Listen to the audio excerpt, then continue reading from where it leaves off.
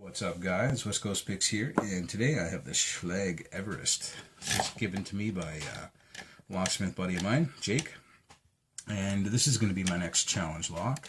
I have a few Everest challenge locks out there. This will be like number 4 or 5 or something, I can't remember, but I named them all after Game of Thrones characters. I really love the Game of Thrones. It's coming back pretty soon. I can't wait, but this is going to be the next one. I'm going to change the bidding because I have other keys around here with much better bidding than that. But before I make a challenge lock out of it, I like to pick them. And I thought I'd share it with you guys. I'm pretty sure Jake wants to see me pick this on camera too, so I will oblige. But I'm going to pick it open, and then I'm going to make a bunch of pins, and I'm going to come back and show you the pins I made before I put it all back together. But this is a shotgun. I termed it the shotgun because, well, it looks like a shotgun. It's just the bottom portion of a Everest key. And just that little bottom part right there. Carved it up to look like a shotgun because I wanted to keep the keyway designation, which is C123. And keep it on there so when you got a bunch on a keychain, there are a bunch of different keyways. So when you got a bunch on a keychain, you could tell just by looking at it which one's which. So we'll throw the shotgun in the bottom. We will put a tension wrench into the shotgun because we're going to use the shotgun as a tension wrench. And then I'm going to grab a pick. So let's try this guy here. Let's see if I can get this thing open.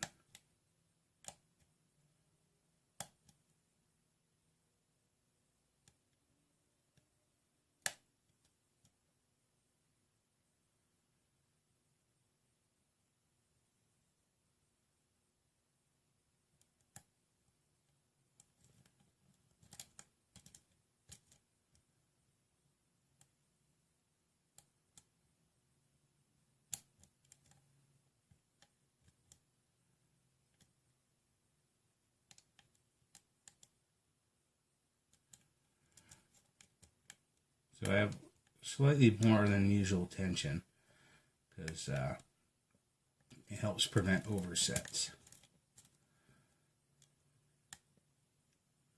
But it makes the pins a lot harder to pick.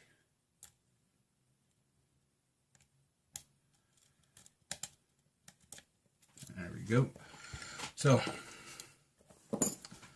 that is the Schlag Everest. It felt like 6, 5, 4, 2, 3, and 1 I probably brushed slightly because it is a very low cut. So anyway, the back pins go first in order all the way up to 3, and then it goes to 2, back to 3, and then to 1. And that is my binding order for this lock. I'm just going to get it all apart, guys. I'm going to make up a whole bunch of cool new pins, and I'm just gonna crap this thing out right now because I'm not keeping the bidding or any of the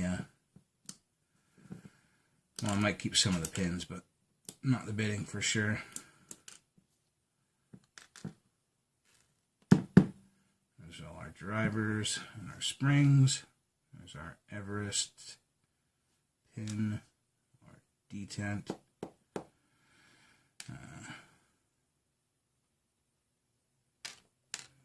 Key pins,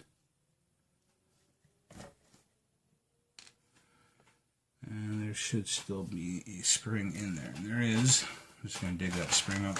Anyway, guys, I'm going to get these pins on the lathe. Actually, I'm going to repin it to a different key, and then make a whole bunch of challenge pins, and I'll be back and I'll show you what I did to this lock, guys, before I send it out to someone else as a challenge. Alright, I'll be right back. Guys, I got it all pinned up and put back together. I got it working nice and smoothly. Works good. No clicks or hitches or anything. Works pretty damn good. I don't say so myself, which I do. So let's pick this thing open and show you what I put in it. So even though I just made this, still probably going to be pretty tricky. I will use the shotgun. I said I'd use it the first time around, and we'll use it for tensioning as well. All right. Let's start with this guy. See how he does.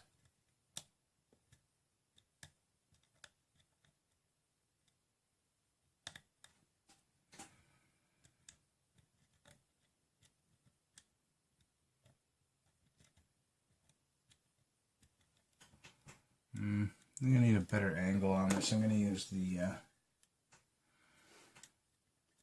deforced diamond here.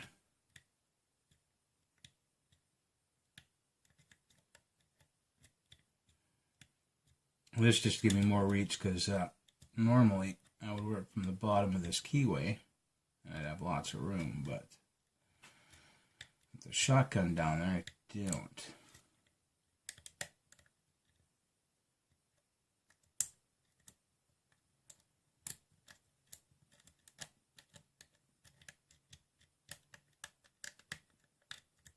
A bunch of clicking out of the back there.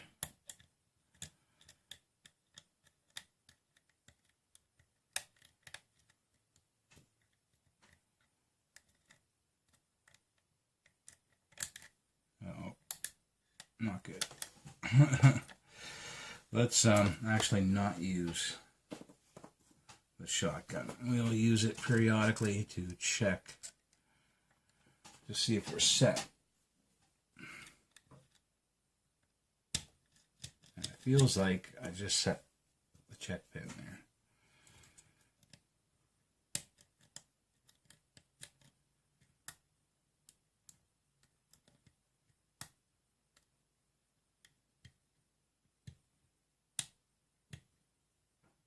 Go back to our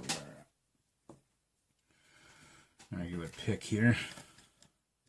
The 18 thousandths, they're good and everything, but you worry about bending them and you're putting pressure on them. Alright, got a good false set out of 4, and then a little click out of 3, and it brought me deeper.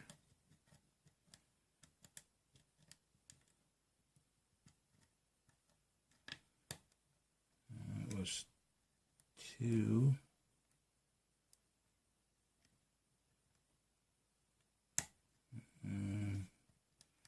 Felt a little feedback on it, but I think I set it. No, there we go. Now I think it's set.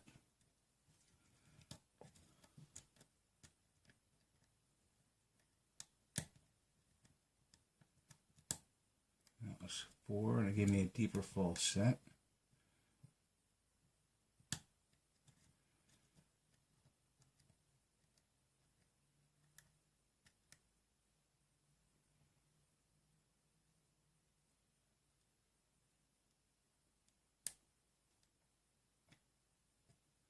Not sure if that's 2 giving me more feedback.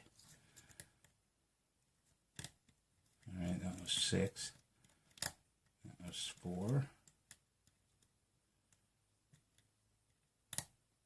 5. And we're open on 3. Alright. I expected it to actually take a little bit longer than that, but we are open. And just to make it easier, I'm going to lock it up.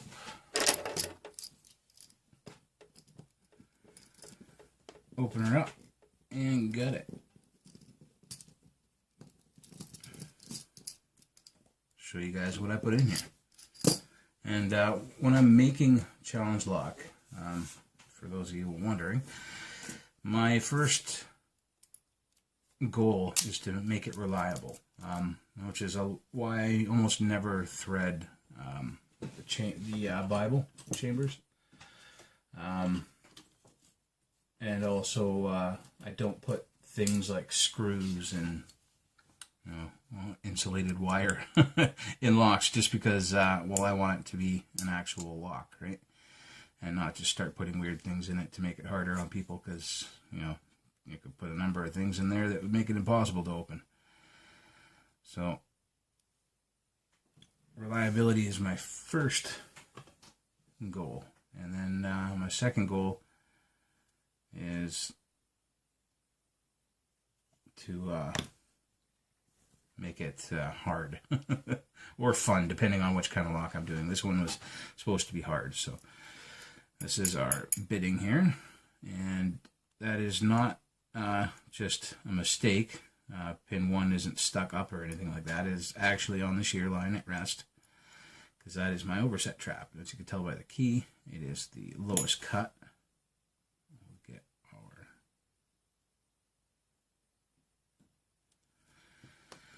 detent out of there, and I have the benefit of knowing that I put an overset trap in 1, so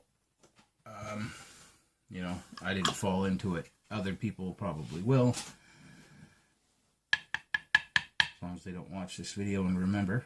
So I'm going to gut this quickly, guys, and then I'll go over the pins and everything I did to it. But I think you can see a noticeable difference from before and after. Before was, I don't know how long it took me, like less than a minute or something like that to pick it. And after, it took me quite a bit in comparison. And I just made it, and I know what's in here. So, you know, I have the benefit of knowing that the next person is not going to have.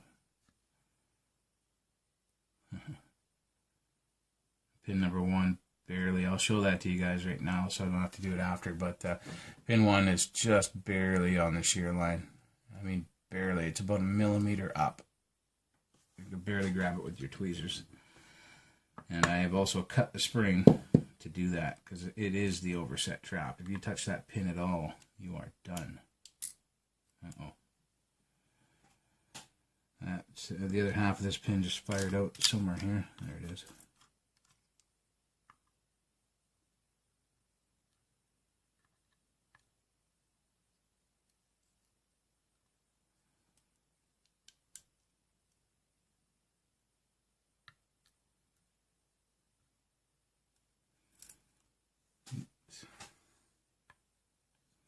Yeah, so reliability is my first goal. I don't want to have a lock seize up or break on somebody, or, you know, not work, or the key not go in, or have pins stuck up in the Bible or anything like that. Last thing I want is for someone to have to work on the lock that I just made. So I keep it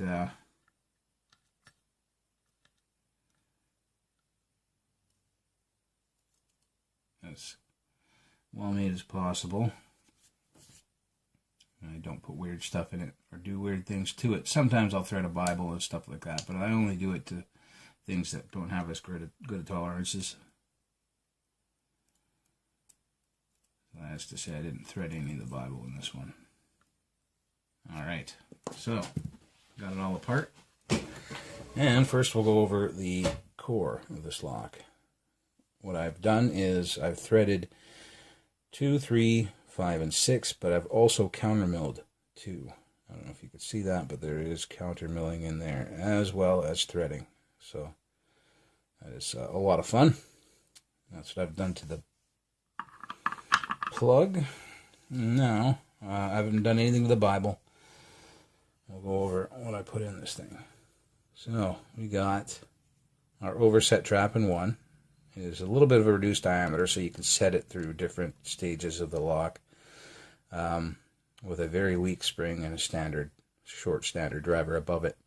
Number 2 is another spool, but that is because that's our counter milled chamber.